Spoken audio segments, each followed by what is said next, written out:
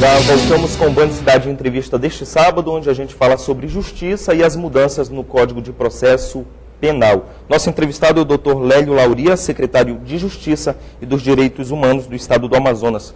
Doutor, no outro bloco a gente falava sobre impunidade até as brechas que a própria justiça brasileira abre para os criminosos, usamos esse termo.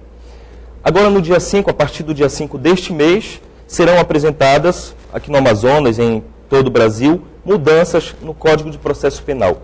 Quais são essas mudanças e o que elas prevêem ou propõem? A mudança do Código de Processo Penal, que entra em vigor dia 5 de julho, ela, na verdade, essa lei, a 12.403, ela foi sancionada pela presidente Dilma no dia 5 de maio, agora deste ano. E teve um período de vacatio legis, que de 60 dias, então entra em vigor agora dia 5. Prevê várias mudanças. As mais significativas dizem respeito à prisão, especialmente a prisão preventiva. Atende basicamente o que já prevê a Constituição Federal. Daí, como foi colocado no início do programa, era preciso que o Código de Processo Penal, que é de 1941, portanto, de 70 anos, era preciso que ele fosse adaptado à Constituição Federal, que é de 1988, especialmente a parte que trata dos princípios constitucionais. O Brasil foi praticamente o último país a fazer esse tipo de adaptação. Nós tínhamos, então, uma legislação anacrônica que precisava tratar de forma correta no Código de Processo Penal o que já era previsto na Constituição. Por exemplo, a Constituição, quando diz que ninguém será levado à prisão ou nela mantido, quando a lei admitir a liberdade provisória com ou sem fiança, ela está dizendo que a regra é a liberdade, a exceção é a prisão. Quando nós temos, no estado do Espírito Santo, por exemplo, em um mês, 4.500 pessoas foram presas, nós temos que ver que alguma coisa está errada. Hoje parece que a regra é a prisão e a liberdade é a exceção.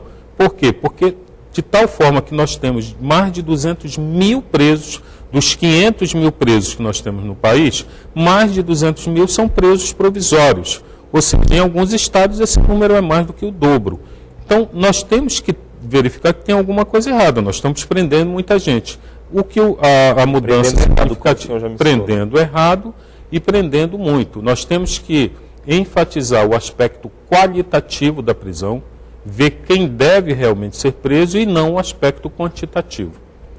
A gente tem um vídeo feito pela repórter Lani Guzmão que fala um pouquinho mais sobre essas mudanças no Código de Processo Penal. Acompanhe.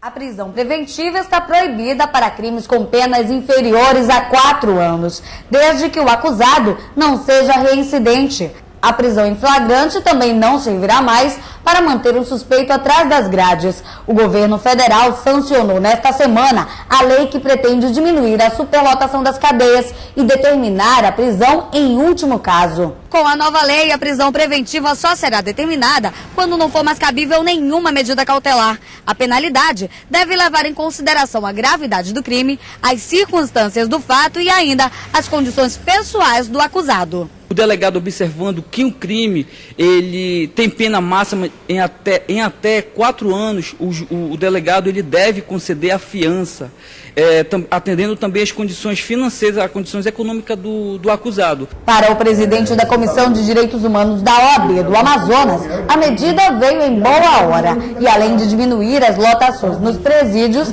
pode ressocializar pessoas que cometeram pequenos delitos. Nosso sistema carcerário ele não é propício para recuperar as pessoas. Pelo contrário, quem vai parar no sistema acaba aprendendo muita coisa que não deveria aprender. Então há uma necessidade, um entendimento social de que ir para o sistema é a última opção que deve haver. Mas a população não aprovou a medida. É injusto. Tem que pagar pelo que ele fez. Não concordo com isso. Não concordo não. Porque quem procura fazer um crime, ele está procurando todo tempo fazendo mal à sociedade, à humanidade, então ele tem que ser punido, passar menos 30 anos numa cadeia. Não adianta ele sair e depois voltar a cometer novamente o delito, né? Então Acho que ficou muito branda, assim, de certa forma, né? A lei entra em vigor no dia 5 de julho. Especialistas acreditam que os juízes devem rever mais de 200 mil processos em todo o país. A norma pode beneficiar presos provisórios e detidos em flagrante. Doutor, como a gente observou nesse vídeo, um dos entrevistados falou que agora parece que as coisas vão ficar mais brandas. Muita gente está vendo essas mudanças como mudanças boazinhas, principalmente para os infratores. Para realmente deixar claro para quem está em casa que isso não vai acontecer, como é que essas mudanças serão aplicadas e em quais casos? É importante lembrar, antes de tudo, que o vocábulo lei, ele vem de um verbo em latim chamado legere, significa ler. Lei é tudo aquilo que se lê. O problema é que as pessoas não leem a lei, eu digo os especialistas, e falam da lei sem ler a lei. Na verdade, a lei não vem abrandar nada, ela vem, como nós falamos, dizer o que a Constituição Federal já diz, que a regra é a liberdade, a exceção é a prisão. Em primeiro lugar, é lamentável que algumas pessoas pensem dessa forma, e a gente verifica que normalmente essas pessoas, quando sofrem, ou um membro da sua família sofre uma medida de privação da liberdade, elas são as primeiras a invocar os direitos humanos e o cumprimento das leis. Então, quem está de fora, é muito fácil criticar e dizer que essa lei é para esvaziar presídio. Não é isso.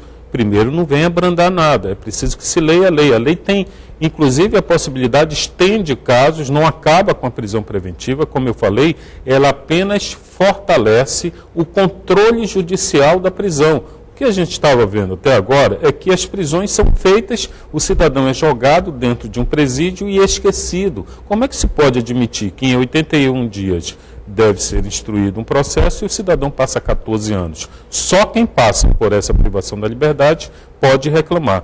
Ela traz, então, um aspecto de fortalecimento desse controle judicial, possibilita, por exemplo, que a prisão preventiva possa ser decretada não só nos casos de violência contra a mulher, mas nos casos de violência doméstica contra criança, adolescente, enfermo e idoso, logo estende essa atuação. O que se tem que fazer agora é adotar aquele critério. Vai para a cadeia quem tem que ir para a cadeia. Fica fora dela quem pode ficar fora dela. Doutor, a sociedade também diverge muito em relação à prisão em flagrante, porque há várias situações, o senhor pode nos explicar mais sobre isso, e que em muitos casos se acha injusto também uma pessoa que cometeu um delito, por ele não ter sido pego em flagrante, ele não vai ser preso.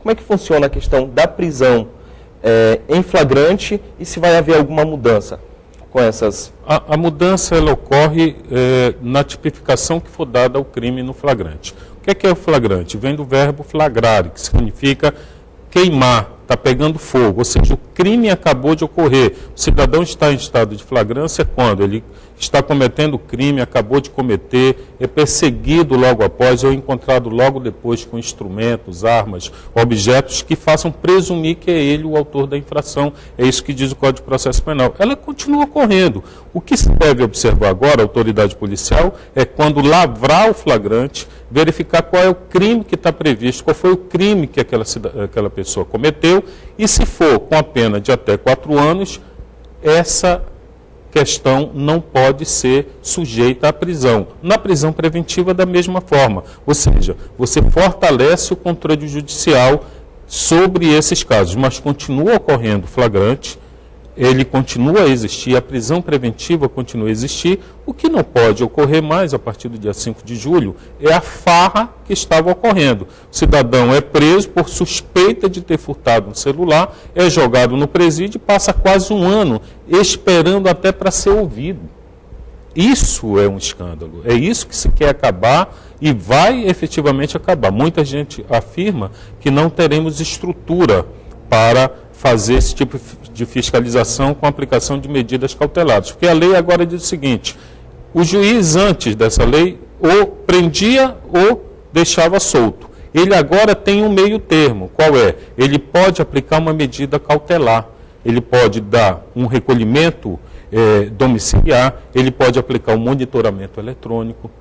Ou seja, não necessariamente ele vai deixar em liberdade ou prender, ele tem agora uma alternativa. Outra coisa que muda também, doutor, é a ela vai dobrar de valor de 100 para 200 salários mínimos. Por que isso? Porque em vários países, nos Estados Unidos, por exemplo, praticamente todos os crimes são afiançáveis. Nós acabamos de ver o Dominique Strauss-Kahn, agora diretor do FMI, flagrado dentro de um hotel suspeito de estupro. E ontem houve uma certa reviravolta, há uma suspeita de que tudo foi uma armação. Mas ele já pagou mais de $1 milhão, ele teve $250 mil de despesa disso e daquilo. Como é que fica a honra de uma pessoa caso isso fique comprovado? A ideia é dar a possibilidade de que a fiança seja paga e seja revertida em favor do sistema de justiça criminal e que todo crime seja afiançável. O que você tem que estabelecer é um parâmetro para arbitrar essa fiança. O cidadão quer aguardar o processo em liberdade e ele aguarda. É preciso que se deixe bem claro que não é impunidade. Apenas o cidadão vai ter possibilidade de responder o processo em liberdade. Doutor, nosso tempo hoje está chegando ao fim, mas para quem está nos assistindo agora, principalmente para quem trabalha com as leis também, advogados, juízes, qual o recado que o senhor deixa em relação a essas mudanças, para que realmente elas passem a valer? Eu acho que, acima de tudo, isso que vocês estão fazendo aqui, um programa para esclarecer a população. Os profissionais que lidam com direitos, especialistas nessa área criminal, é preciso que eles informem a população o que realmente quer dizer a lei, que isso não vai significar impunidade, que isso pode ocorrer com qualquer pessoa e ela vai invocar os direitos humanos e a aplicação correta de uma lei. É isso que eu conclamo a essas pessoas. É preciso olhar realmente. É preciso verificar com mais cuidado cada caso. Tá ok, obrigado, doutor. Hoje no Band Cidade Entrevista eu conversei com o secretário de Justiça e dos Direitos Humanos do Amazonas, doutor Lélio Lauria. A gente volta no próximo sábado às 7h15 da noite. E o Band Cidade, na edição normal, volta na segunda às 5 para as 6 da tarde, com a apresentação da jornalista Carla Marinho. Até lá.